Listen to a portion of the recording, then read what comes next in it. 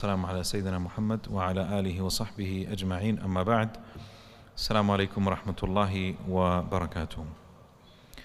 Alhamdulillah, this is lesson 8 of the Tafseer of Surah An-Nisa, and we have reached verse 12 where Allah subhanahu wa ta'ala he says بعد أن أعوذ بالله من الشيطان الرجيم ولكم نصف ما ترك أزواجكم إن لم يكن لهن ولد فإن كان لهن ولد فلكم الربع مما تركن من بعد وصية يوصين بها أو دين ولهن الربع مما تركتم إن لم يكن لكم ولد فإن كان لكم ولد فلهن الثمن مما تركتم من بعد وصية توصون بها أو دين وإن كان رجل يورث كلالة أو امرأة وله أخ أو أخت فلكل واحد منهما السدس فإن كانوا أكثر من ذلك فهم شركاء في الثلث من بعد وصية يوصى بها أو دين غير مضار وصية من الله والله عليم حليم.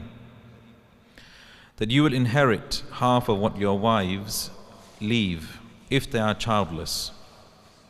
But if they have children, then your share is 1/4 of the estate after the fulfillment of bequests and debts. And your wives will inherit 1/4 of what you leave if you are childless. But if you have children, then your wives will receive 1/8 of your estate after the fulfillment of bequests and debts.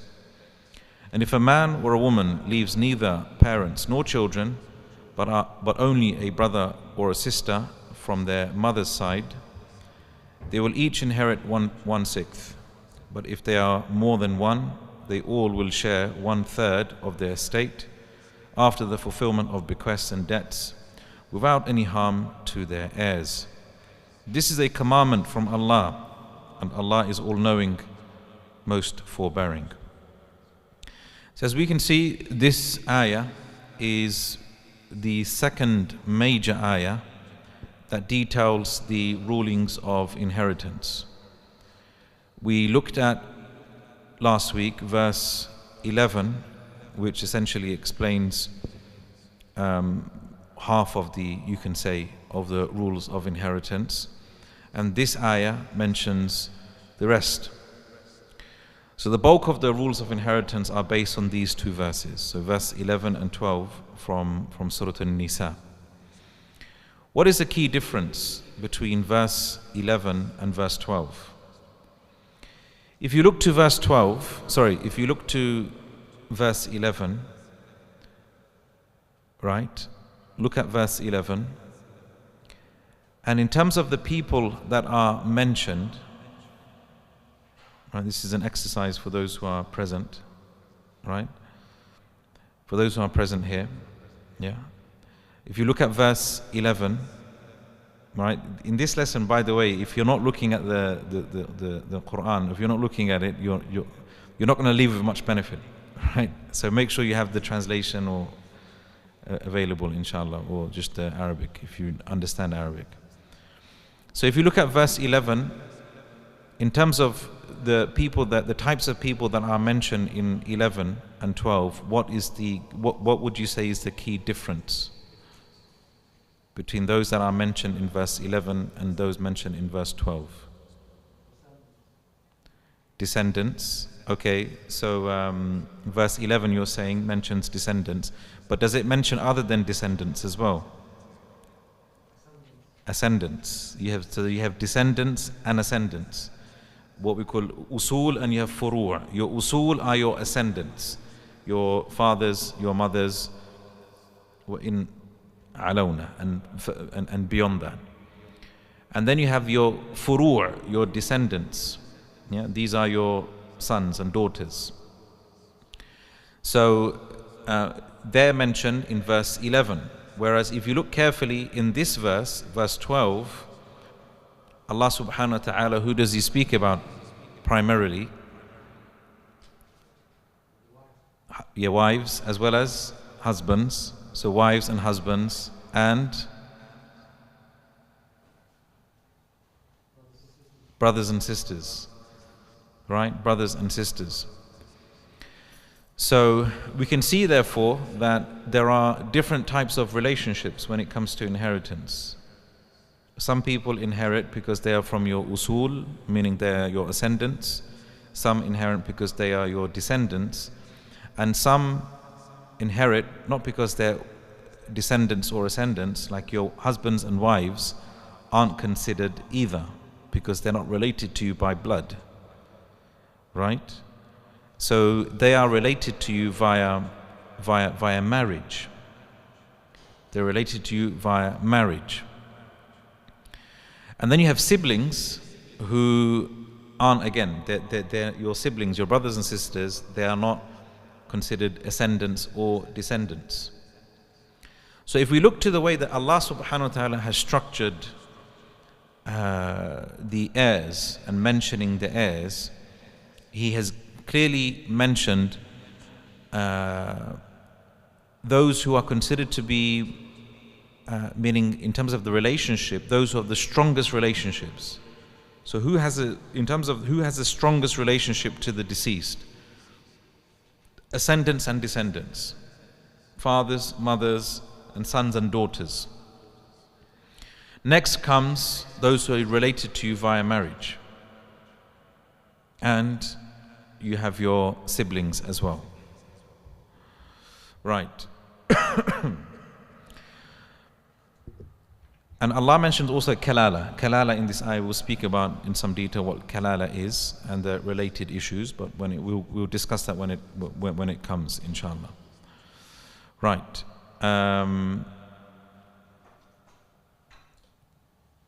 Here, a point here.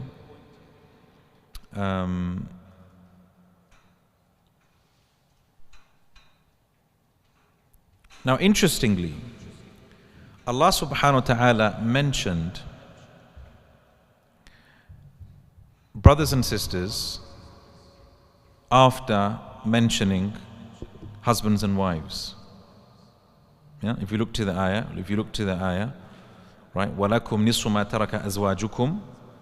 So you will inherit half of what your wives leave if they are childless.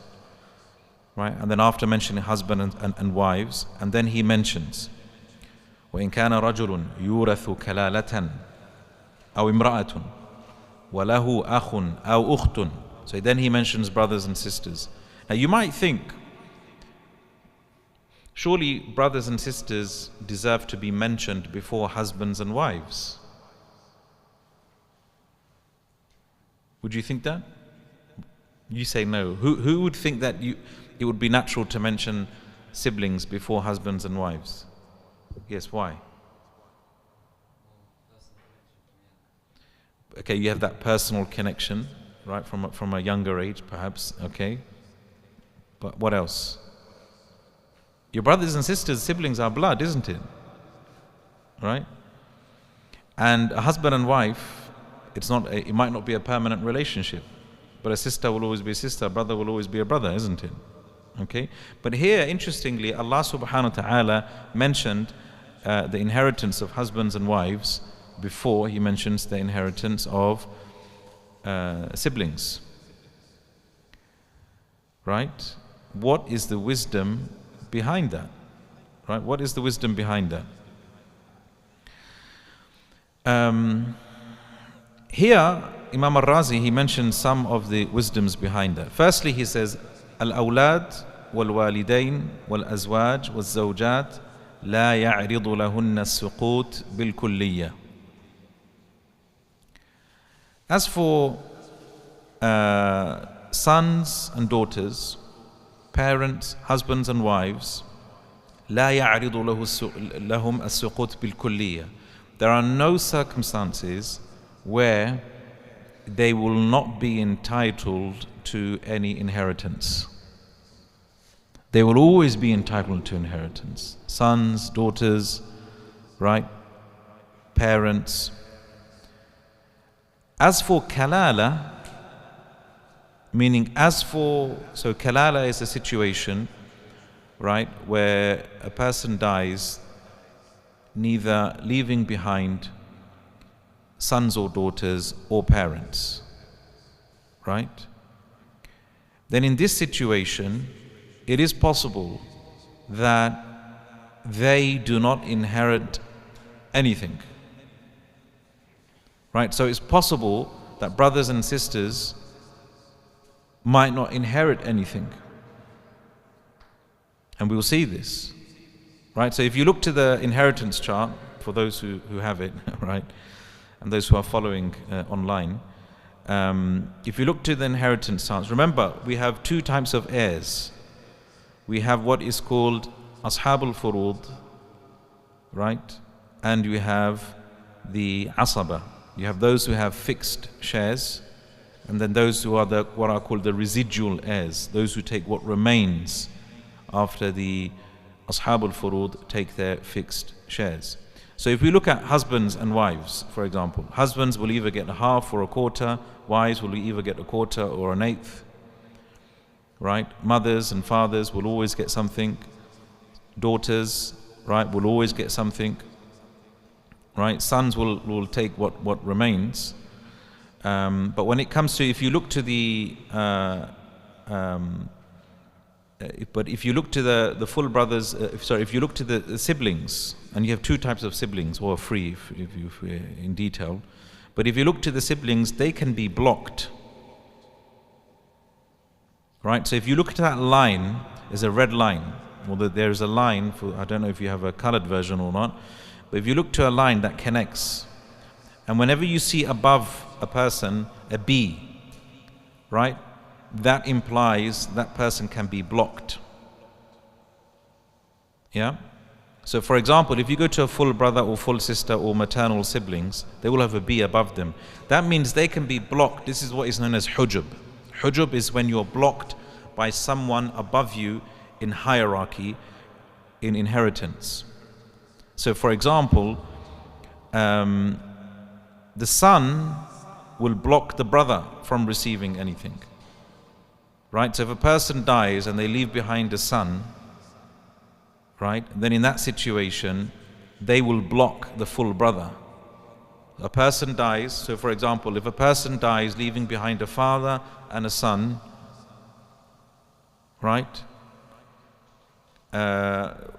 what happens in that situation? How much will the father get? A person dies, yeah, leaving behind a father and a son. Sorry? No. You need the inheritance table. Yeah. Okay. So you have, if you look for the father, it says you have three options, or there's a few options. So if you look at the first one, in the presence of a male descendant heir, is that the scenario here? Yes, he's a male descendant heir. So that means he's entitled to a sixth, right? Okay, how much does the son get? The rest. Yeah, that T, what does that T mean next to the son? Ta'asib. And ta'asib means he's a residual heir. He takes whatever remains after the Ashabul Furud take their share. Right, so he will take their share. And so therefore what remains after that? Nothing. Right, so both, in fact the father, as you can see, the father also blocks the sibling as well. Meaning if there is a father there, he will block the sibling from taking anything. And likewise, if there is a son there, that means the sibling will get nothing as well. Right? So there are scenarios, therefore, in which siblings can receive nothing. Okay? But otherwise, you know, everybody else that is mentioned, so as we said, parents will always receive something. Husbands and wives will always receive something. There is no scenario where a husband and wife doesn't receive anything. Why? Because they are Ashabul Furud. They take a fixed share. So you can see the wisdom why Allah subhanahu wa ta'ala, when it comes to the mas'ala of Kalala, which is a scenario basically to do with siblings, as we will see, He mentions them after mentioning parents, husbands and wives.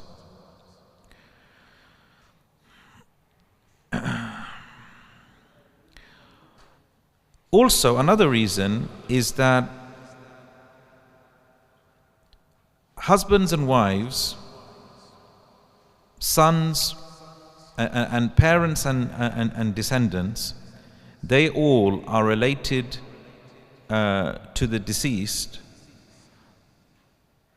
directly, بغير واسطة, meaning there is no meaning when you're a husband to when you have a wife, in what's the connection? It's a direct connection, right? Why that person is your wife.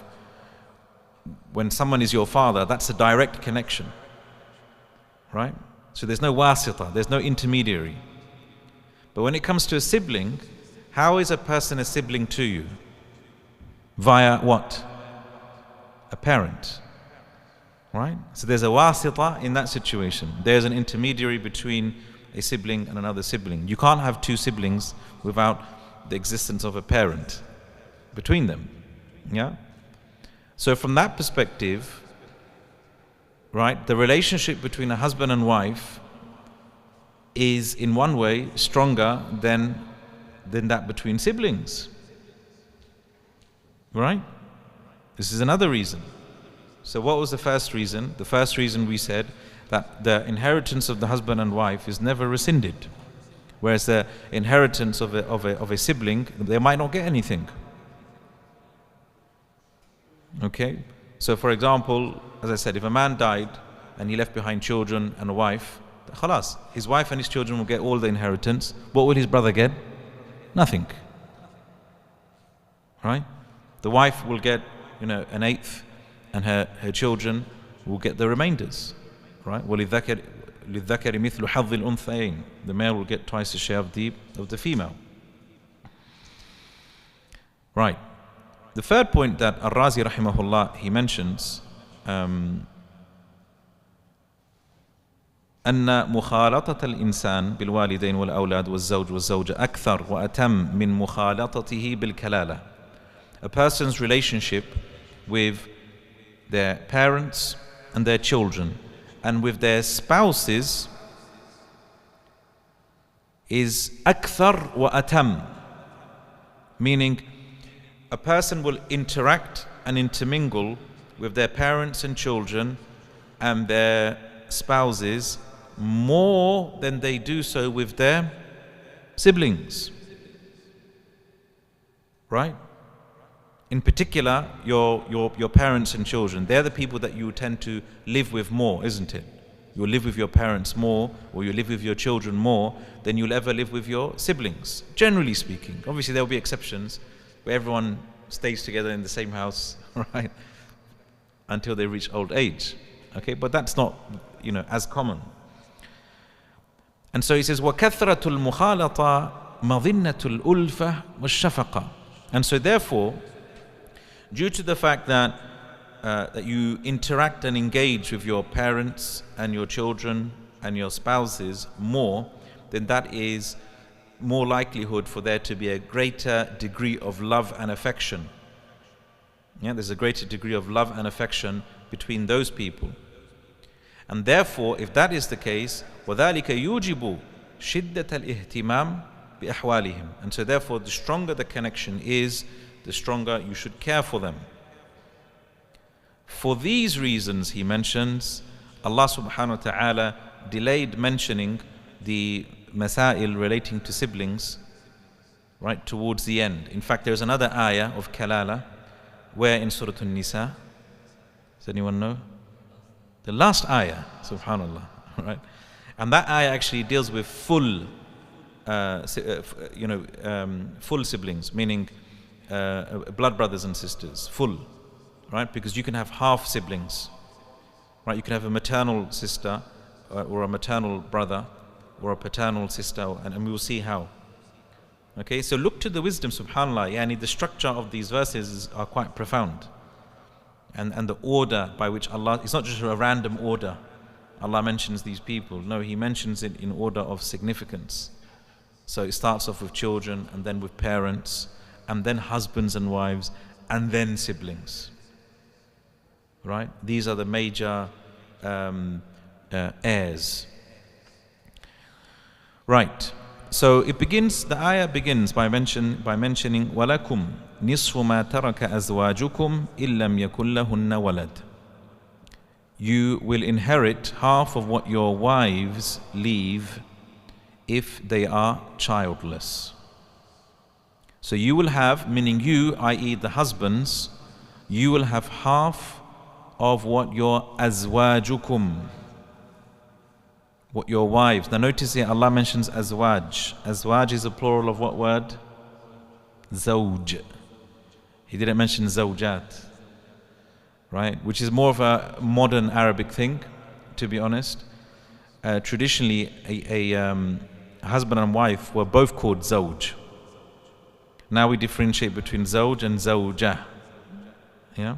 Because zawj actually means partner. So you know, as we say now in English, partner is in many ways genderless, right? A male can be a partner and a female can be a partner. So it's a bit like that, or a spouse. Spouse is genderless, isn't it? Yeah, it's a man can be a spouse and a woman can be a spouse. So traditionally in Arabic, zawj meant both husband. It could mean both husband and wife. But later on, people just wanted to. I mean, it's not a big deal, but people began to differentiate between zawj and zawjah. Azwaj being the plural of zawj and zawjat being the plural of zawjah. So anyhow, وَلَكُمْ نِصْفُ مَا تَرَكَ أَزْوَاجُكُمْ إِن لَمْ يَكُنْ لَهُنَّ وَلَدٌ. You will inherit half of what your wives leave if they are childless. So go to the chart, right? So if you go to the top of the chart, you have husband and wife. Right? So here we are talking about what will the husband inherit? I mean, what will the husband inherit if his wife passes away? Yeah? He can have either a half or a quarter, depending on what's the circumstance. It depends on whether the wife that died had any descending heirs, right? Any furu', any children or not. So if she didn't have any children, then the husband can inherit, he inherits one half. But if the wife had descending heirs, if the wife died and she had children, then the husband gets less, he gets a quarter. Why? Because more of it has to go to the children. Yeah. So the reason why we have, different possible scenarios is because to take into consideration the existence of other heirs that might inherit. So walakum, meaning you, i.e. husbands, will have half of what your wives leave if they are childless. فَإِنْ كَانَ لَهُنَّ وَلَدٌ فَلَكُمُ الرُّبُعُ مِمَّا تَرَكْنَ مِنْ بَعْدِ وَصِيَّةٍ يُوصِينَ بِهَا أَوْ دَيْنٍ. But if they have children, meaning if your wives that have passed away, if they have children, then your share of what your wife possessed is 1/4, a quarter of their estate, after fulfillments of bequests and debts. من بعد وصية يوصين بها أو دين. Right? So if your wives die and your wife possessed money, she had an estate, she had wealth of her own, then the husband can only have a quarter of that if she had children. Allah says, min ba'di wasiyatin, and this is after you take into consideration, after the fulfillment of bequests and debts, wasiyya and dain. Remember the huquq, right? That there are 3 major things that need to be taken into consideration when a person dies. Before the wealth is distributed to the heirs, you have to take care of 3 things: the janazah, right? Debts, and any wealth that was bequeathed. Like if you wrote in your will, I want some of my money to be given to a waqf or some sort of charity, etc. Yeah, we mentioned that in some detail last week. But remember, Allah mentions in the ayah and in many other places, min ba'di wasiyatin, after wasiyya aw dain. Allah mentions dain before, He mentions the wasiyya before dain. But what has more of a greater priority to fulfill? A debt or a bequest? A debt. A debt is more important to fulfill than a bequest. Why? Yes, a debt is wajib. To fulfill a debt, meaning to pay back a debt, is wajib. So if a person died, so imagine a person dies and he says, you know what, I want half of my, I want a third of my estate to go to a charity. Right? But he's in debt. So for example, imagine he dies leaving behind £1 million. And he's £1 million in debt. Right? And he, in his will, he writes, I want, £250,000 to go to my local masjid as a waqf. Now if you were to do that, what would happen? That would mean how much is left of his estate? 750,000. Will that be enough to cover all of the debts? No. Yeah, fulfilling the wasiyah is not wajib in this case, because it's just a waqf. He doesn't owe. It's not upon him. That's why he say laysa alayhi walakin lahu. Yani it's not upon him, but he can do it if he wants. But the dain is upon him. He must fulfill. So why does Allah mention wasiyah before dain in the ayah? If we said the dain is more important than a wasiyah, why does Allah mention the wasiyah before the dain? What was the wisdom?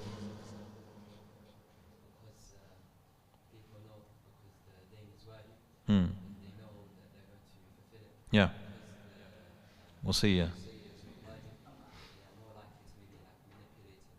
Yeah, exactly. So we said that because the wasiyah, when it comes to the way the heirs treat the estate, they won't have any problems when it comes to fulfilling any debt, because they know it's a wajib, right? But when it comes to wasiyah, imagine the heirs, right? They open the will and they see, oh, our father wanted to give away £250,000 of his estate. Oh, that's a lot of money. That would really help us out, right? And so they might not be willing to fulfill that wasiyah, and nobody would know, isn't it? Because it's not as if like it's been promised to anyone. He just wrote it in his will. So Allah, to stress the importance of fulfilling the wasiyah, He mentions it before mentioning the dain. Right. So when it comes to husbands, and if their wives pass away, there are two scenarios. Either the wife died leaving behind children or not. If the wife died leaving behind no children, the husband gets a half. If the wife died leaving behind children, then the husband is entitled to a quarter, a ruba'. Okay. Allah subhanahu wa ta'ala then says, فَإِنْ كَانَ لَهُنَّ وَلَدٌ فَلَكُمُ الرُّبَعُ, as we mentioned, مِمَّا تَرَكْ مِنْ بَعْدِ وَصِيَّةٍ. Yes, we explained that. Now here, just as a side mas'ala, right, just as a side point, this ayah was used as a proof by Imam al-Shafi'i, and in fact non-Hanafis in general, to say that when a wife dies, the husband can perform the ghusl for the wife, meaning he can wash her dead body. Right? Now normally this isn't the practice, because when a female dies, usually the female members of the family wash the deceased, isn't it? Right? And when a male dies, usually the males, they wash the body of the deceased. But can legally, from a Shari'i perspective, if a woman died, can her husband wash her body? According to the non-Hanafis, generally speaking, yes. For the Hanafis, no. Because for the Hanafis, when the woman dies, the marriage comes to an end. Right? The marriage comes to an end, because the marriage is a type of contract which is based upon, it's a contract which allows intimacy. Right? That's what the contract of marriage allows. It allows intimacy between husband and wife. Now, since no intimacy is possible after death, the marriage contract comes to an end. This is from the Hanafi perspective. And therefore, if the wife comes, and therefore from after death, technically speaking, she's no longer mahram to the husband. This is their argument. But the non-Hanafis, they argue, Allah says, look, Allah says in the Qur'an, وَلَكُمْ نِصُّ مَا تَرَكَ أَزْوَاجُكُمْ. You will inherit half of what your wives leave behind if they are childless. Allah still calls them azwaj. Allah still calls them azwaj, wives, even after they've passed away. So if they are your wife, whether, when they're alive and after their death, they're still considered to be your wife after your death, then surely you will be allowed to wash their dead body. Right? I mean, this is an issue of khilaf, and there's a famous hadith, as the Prophet ﷺ, when he spoke to Aisha radiallahu anha, how will it be if you were to die before me and I would have to wash your body? Right? And so thus indicating at least the permissibility of that. But it's a matter of, it's a fiqhi issue of khilaf between the Hanafis and the non-Hanafis.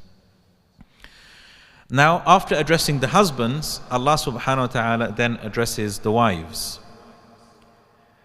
وَلَهُنَّ الرُّبُعُ مِمَّا تَرَكْتُمْ إِن لَّمْ يَكُن لَكُمْ وَلَدٌ. And if a man or a woman leaves, oh no, I put the translation in the wrong place. Okay, وَلَهُنَّ الرُّبُعُ. And your wives will inherit 1/4 of what you leave if you are childless. So it's the same situation. So if you look to the inheritance chart, you'll find that husbands and wives both have two scenarios. Right? And it all depends on whether there are any children in the equation. Okay, so the wife now, what will she inherit if her husband dies?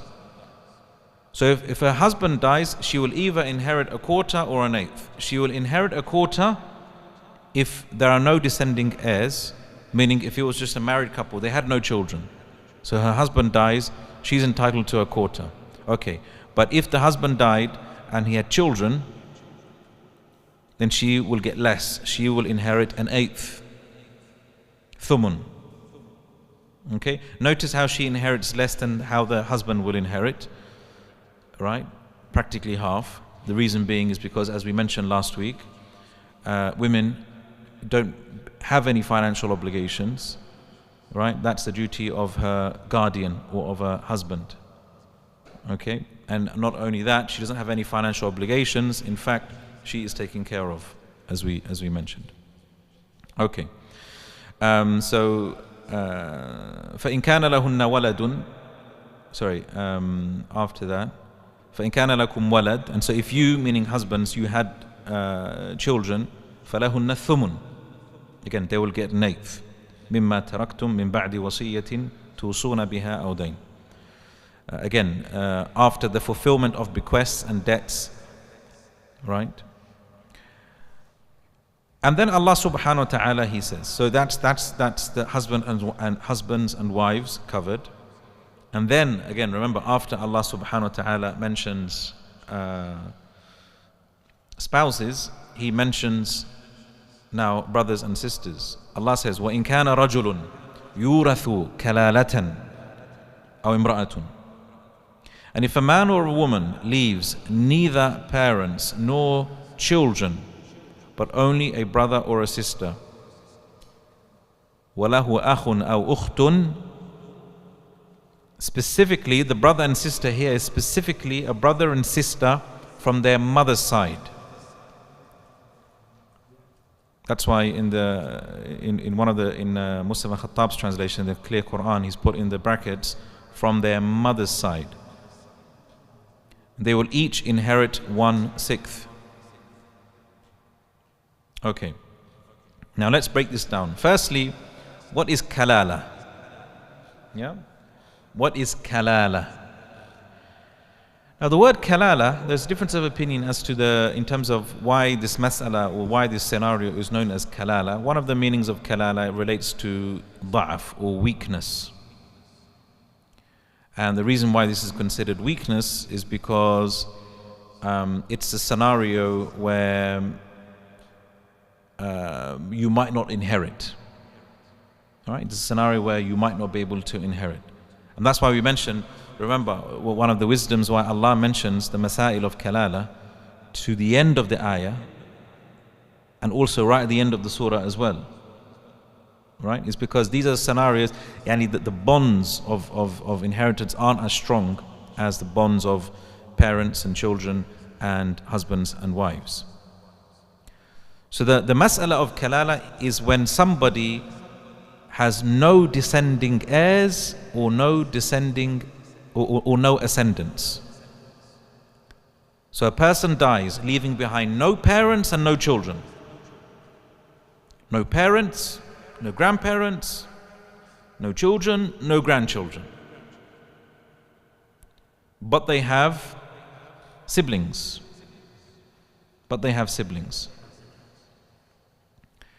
But here, the siblings here, according to the agreement of the scholars here, the siblings here are the siblings of the are what we call maternal siblings. What we call akh li or ukht li Now what is the difference between a full sibling and a maternal sibling? So for example, your brother or sister that share the same parents, they're your full brothers and sisters. That's what we call shaqiq. Your shaqiq is your brother and your parents are the same. But your mother, for example, you might have a maternal sibling. What is a maternal sibling? It's when your mother gave birth to a child through a different man. Meaning she might have been previously married. So for example, in her younger age, she was previously married and she had given birth to a child, right? And then her husband dies or her husband divorces her. Then she remarries, right? And she marries your father, basically, right? And so you're born through that marriage, through the second marriage. But then there is another, a half sibling, right, from the first marriage. Okay, so that's a maternal sibling, right? Akh or ukht li You can also have a maternal sibling as well. And that's akh or ukht li ab. Yeah. So for example, if your father had other wives, for example, and he has children with his other wives, then they will be your half siblings. Now the ayah that we are looking at here, although Allah subhanahu wa ta'ala doesn't mention, Allah subhanahu wa ta'ala just mentions وَلَهُ أَخٌ أَوْ أُخْتٌ.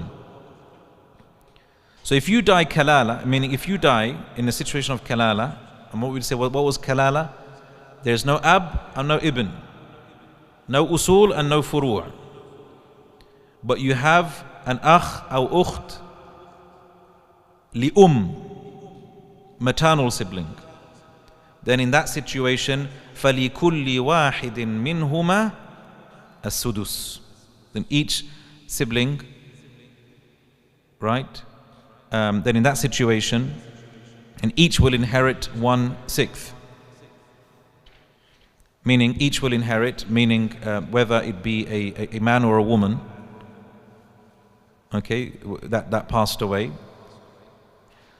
Then in both scenarios, then فَلِكُلِّ وَاحِدٍ مِّنْهُمَا السُّدُسُ. In both scenarios, they will inherit a 6. So if we look to the inheritance chart, now, look to the bottom, towards the bottom of the chart. On the right hand side, you have the full brother and the full sister. Yeah, the full brother and the full sister. That's your shaqiq or shaqiqah. Right? And then on the left, you have a separate section for maternal siblings. Ikhwa li or akh or ukht li Okay, so notice here, interestingly, they inherit purely, they are considered to be ashabul furud. Yeah, they are considered to be ashabul furud. Ashabul furud, meaning they take a fixed share, either a 6th or 1/3, which is very interesting, right? Because brothers, a full brother, for example, he's asib, he inherits by asaba, right? He inherits he's a residual heir. He takes whatever remains, which could be a lot, which could be a little. But a maternal sibling will always get either a 6th or a 1/3. Now from one perspective, obviously, the full brother might end up getting quite a lot. He might end up getting half, he can get more, he can get like, 5/6, for example. He can get quite a lot. Okay, but a maternal sibling, the maximum that a maternal sibling can get is 1/6. Right? So what are the two scenarios that it mentions? So the ayah mentions فَلِكُلِّ وَاحِدٍ مِّنْهُمَا السُّدُسُ فَإِنْ كَانُوا أَكْثَرَ مِنْ ذَلِكَ فَهُمْ شُرَكَاءُ فِي الثُّلُثِ.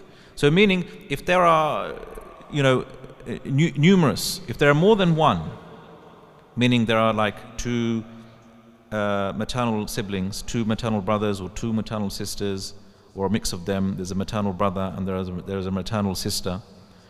فَهُمْ شُرَكَاءُ فِي الثُّلُثِ. Interestingly, in this situation, they all share 1/3 of their estate. They share 1/3 of their estate. Equally, not وَلِلذَّكَرِ مِثْلُ حَظِّ الْأُنْثَيَيْنِ. Normally, when a brother and sister inherit via ta'asib, right, the brother will get twice the share of the female. But in this scenario, they share it equally. فَهُمْ شُرَكَاءُ فِي الثُّلُثِ. So for example, just to make it easy, right, so that 1/3 that they inherit will be split equally amongst them, whether male or female, equally. Right? So if you can imagine that 1/3 that they will inherit, each will get 1/3. Does that make sense? No, the third is split between them. Yeah, the third is split between them. So the fard of 1/3, that fixed fraction of 1/3 of the tarika, will go to them and they will split it equally amongst themselves. Right. Good. Right.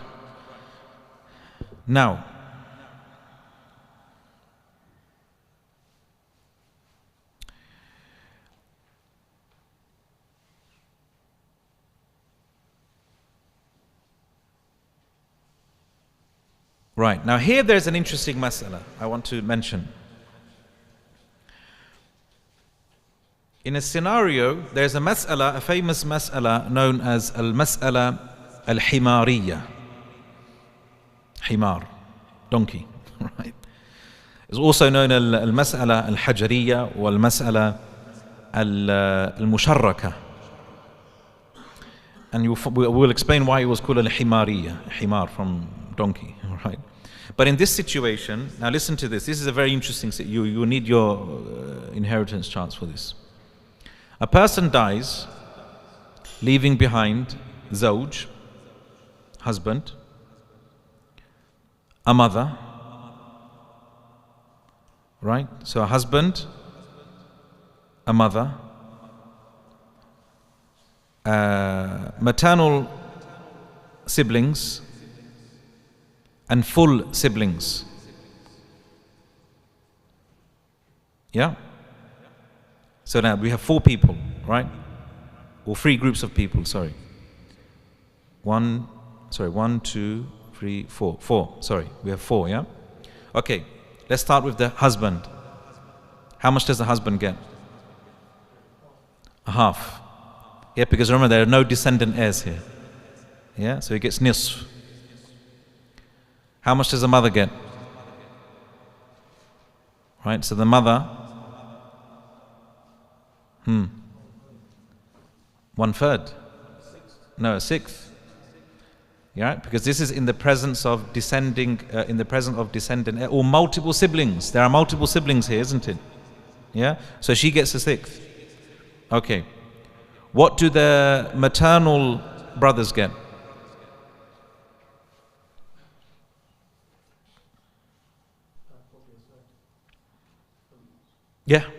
Yeah, they share the third. Yeah, فهم شركاء في الثلث. Yeah. What do the full brothers get? Yeah, the rest. Is there any rest? Half, and a sixth and a third, because a sixth and a third equals how much? Those who know their fractions. A sixth and a third, what's that equivalent to? A half. A sixth and a third is a half. So they take a half. How much does the husband get? A half. What's a half and a half? 1. It's full now. Everyone's taking this. There's nothing left over. So imagine this. The maternal brothers, they get a third. They share it between themselves. But the full brothers get nothing. Yeah? Is there not a priority? And what do we say? When it comes to Ashab al-Furud and the Asaba, who has priority? Who takes, what do you deal with first? Ashab al-Furud, isn't it? The Asaba, they take what remains. Interesting, isn't it? So what happened was, this mas'ala was raised with, and the Sahaba differed about this. The Sahaba, they differed about this. Now as for the Hanafis and the Hanabila, right, this is how they split the mas'ala. This is how they said, because they said at the end of the day, in this situation, the full brothers will get nothing. Because everything has been taken up. All the shares have been used. There's nothing that remains. Right? There's no baqiyya, there's nothing that remains. So the husband will take half, the mother will take the sixth, and the maternal brothers will get the third that remains, and that's it, there's nothing else that remains. And they say that because the hadith, أَلْحِقُ الْفَرَائِض بِأَهْلِهَا فَمَا بَقِيَ فَلِأَوْلَ رَجُلٍ ذَكَرٍ. Allah says, the Prophet ﷺ said, أَلْحِقُ الْفَرَائِضَ بِأَهْلِهَا, meaning give the people their rightful shares.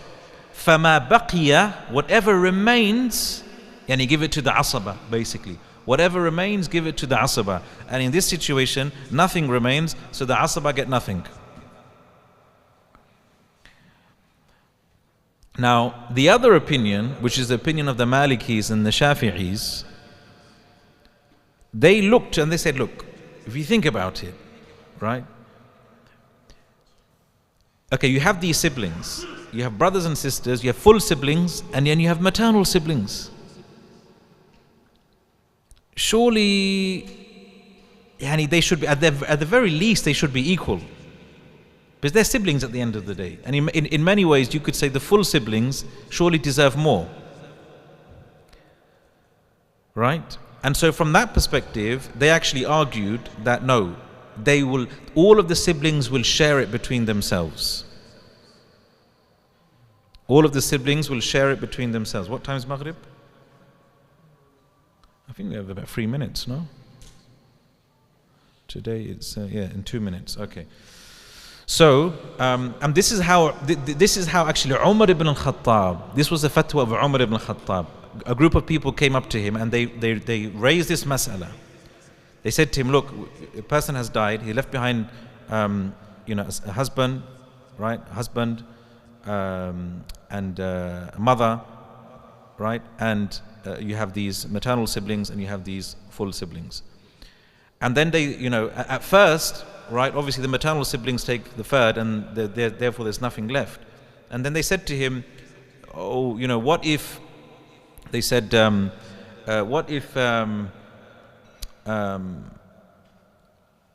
Hab, they said, وَقَالُوا هَبْ أَنَّ أَبَانَا كَانَ حِمَارًا. Like, imagine like one of our fathers was a donkey, was basically a donkey. Right?